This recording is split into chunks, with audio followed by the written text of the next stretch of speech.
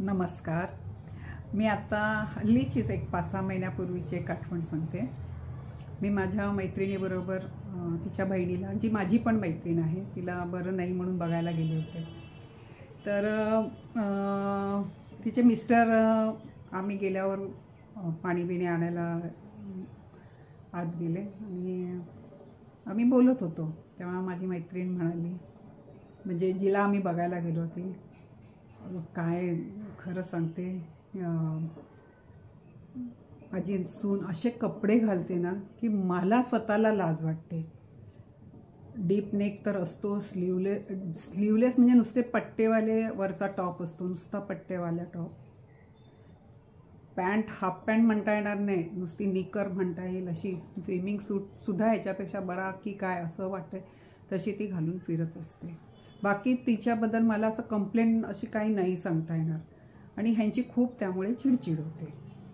आणि नेमका असं ती बोलतच असताना नेमके ते भावजी पण आले आणि मग भावजी मला म्हणाले, आता तुम्ही पण समवयस्क आहात, मी तुमच्याशी बोलतो, काय हे योग्य आहे का? माझ्या मुलाने तिला सांगायला, तिला कळायला पाहिजे होतं, तिला नाही कळत तर माझ्या मुलाने तरी तिला सांगायला पाहिजे होतं. घरात अजून एक पुरुष आहे, आम्ही वय झालं तरी माझ्यातलं पुरुषत्व काय अजून संपलेलं आहे का? ही अशी आजारी आहे, माझ्याही मनात काहीतरी विकार निर्माण होतात ना, हे यांना कळायला नको. ही हिच्या आईवडिलांसमोर अशीच हे करायची का? हे योग्य नाही, हे कळायला नको काय? असं म्हणजे त्यांची चिडचिड होत होती. आणि मग पुन्हा एकदा वळून बघ, आणि हे सगळीचकडे होतं हल्ली, म्हणजे बाहेर पण जावं तर असंच असतं. आता ही कचरेवाला आला तरी अशीच अर्धी नगडी जाते कचरा द्यायला. आपल्या शरीराचं व्यवस्थित कपडे घालावे, देवाने काय कमी केलेलं आहे, पण ते व्यवस्थित घालावं हे कसं ह्या मुलींना कळत नाही. म्हणजे ते खूप बडबडत होते. मधीत काही करायला वगैरे जात होते, सून होती तिथे पण ते पण जात होते.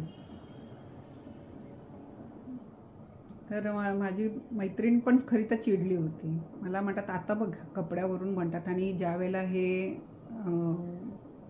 उघडबंब बसायचे त्यावेळेला मी ओरडायची त्यांना की तुम्ही उघडबंब बसू नका. आता त्यांना शिकवायला बरोबर माझी सून आलेली आहे, असं एवढीच ती बोलली. आणि मग नंतर आम्ही थोड्या वेळाने निघालो. तर माझी मैत्रीण जिच्याबरोबर मी गेली होती ती म्हणाली, खरंच ताई, तुला सांगते, पहिल्यांदा माझे जिजा इतके घाणेरडे, म्हणजे असे उघड बंब बसायचे ना, की मी लग्न होऊन पहिल्यांदा जेव्हा माझ्या बहिणीने आम्हाला ओटी भरायला बोलवलं पहिल्या वेळेला, त्याला माझ्या नवऱ्याला राग आला ह्यांचा. कारण आमच्या घरी माहेरीसुद्धा आणि माझ्या सासरीसुद्धा अंग कधीच उघडं ठेवत नाही, पुरुषसुद्धा. सदरा, बनियान, बंडी असं काहीतरी वरती असतं, खालीसुद्धा पायजमा, लुंगी वगैरे असं घालतात.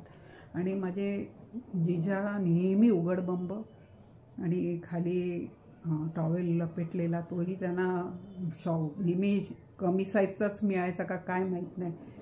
आणि मग त्याच्यामुळे माझे मिस्टर माझ्या बहिणीकडे येऊ द्यायचे नाही, की नाही जायचं तू त्या उघड्या माणसाकडे सतत त्याला. आणि एकदा माझे मिस्टर त्यांना म्हणाले की तुम्ही असे का उघडे नेहमी फिरता? त्याला ते म्हणाले, मला खूप गरम होतं, मला असह्य गरम होतं. तेव्हा माझे मिस्टरने त्यांना विचारलं, ऑफिसमध्ये जाताना पण उघडेच जातात का म्हणून.